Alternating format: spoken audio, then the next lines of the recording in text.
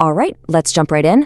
We're going to talk about a feeling that so many of us have, but we can never quite find the words for it. It's a feeling that your childhood was just on fast forward. Like you had to step into these giant adult shoes way before you were ready. I mean, really think about it for a second. When someone asks you what you were like as a kid, do you kind of blank out? Not because anything terrible happened, necessarily, but because it feels like the story just jumps from maybe age 7 to 17, and all those pages in between are just a blur. If that hits home for you, I want you to know you are so not alone in this.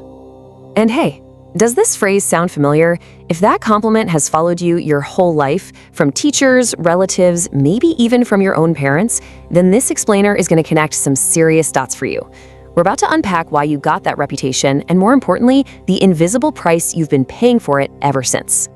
Now look, this whole experience, it almost never comes from one single big dramatic event. Nope. It's built in the quiet moments. It's the 1,000 tiny times you had to be the family peacemaker, or you were basically raising your younger siblings, or you had to learn to read a parent's stormy mood before you could even read a chapter book. And here's the absolute key to understanding this. What looked like maturity on the outside was actually a massive adaptation on the inside. This wasn't a choice you made, it was a survival strategy. Your young brain figured out, okay, to keep things calm, to stay safe, I have to be the responsible one, the one who's in control, the adult in the room. So here's where it gets kind of wild. Because you were forced into that role, you ended up developing some genuinely remarkable abilities. We're gonna call them superpowers, because that's honestly what they can feel like. But every single one of them was forged in the fire of necessity. Okay, your first superpower. You walk into a room and you instantly know the vibe. You can read micro-expressions, tiny shifts in someone's tone of voice. You can hear the meaning in the silence between words. You became fluent in unspoken pain because anticipating an adult's feelings was your #1 defense mechanism. It's an incredible gift for sure, but man, is it exhausting. And then there's this one, your fierce independence. You are the rock for everyone else, right? But you never ever let anyone be that for you. That's because your childhood taught you a really hard lesson. Needing something from another person is dangerous. Asking for help doesn't just feel difficult, it feels genuinely unsafe. This isn't strength, it's isolation wearing a very, very convincing disguise. And that brings us to the third superpower. You knew how to manage a full-blown crisis, how to comfort a grieving adult, or handle responsibilities that were just way beyond your years. But the simple act of being silly or carefree or just playing, it feels completely foreign, almost wrong. We call this borrowed maturity. It was a role you perfected, but the cost was the real, authentic childhood you never got to live.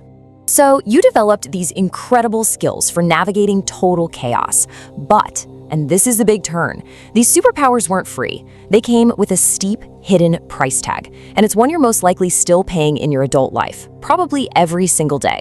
Let's just pause and really look at this slide because it lays out the trade-off so perfectly. That ability to read a room, it means your nervous system is constantly scanning for threats. You can never truly be at ease. You can handle a 5-alarm fire at work no problem, but just resting on the couch? That feels lazy, unproductive, even dangerous.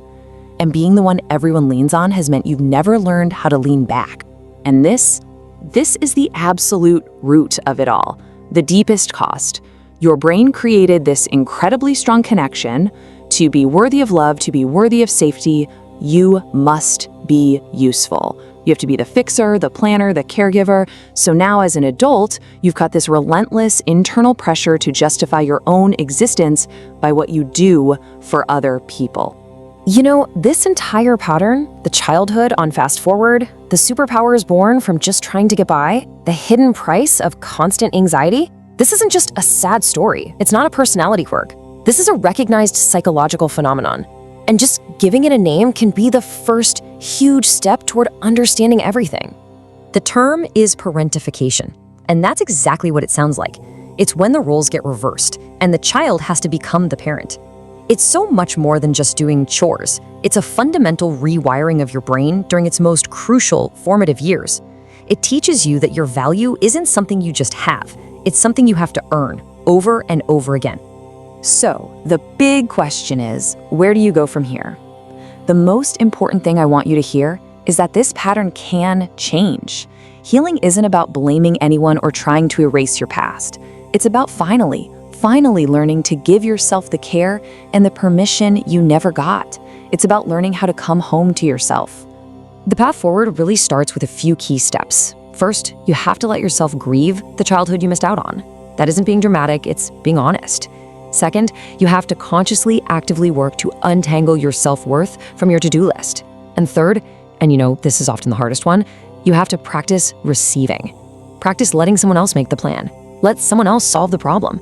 It is absolutely okay to be a beginner at being cared for. I want you to let this sink in for a minute. Your value is not measured by your productivity. It does not come from what you fix or what you manage or what you accomplish. It comes from the simple, profound fact that you exist.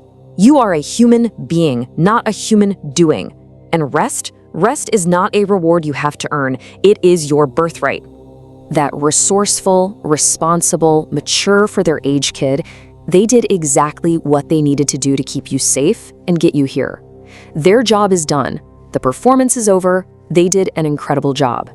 And now, the only question left is, are you ready to finally let that child rest? Are you ready to let them come home?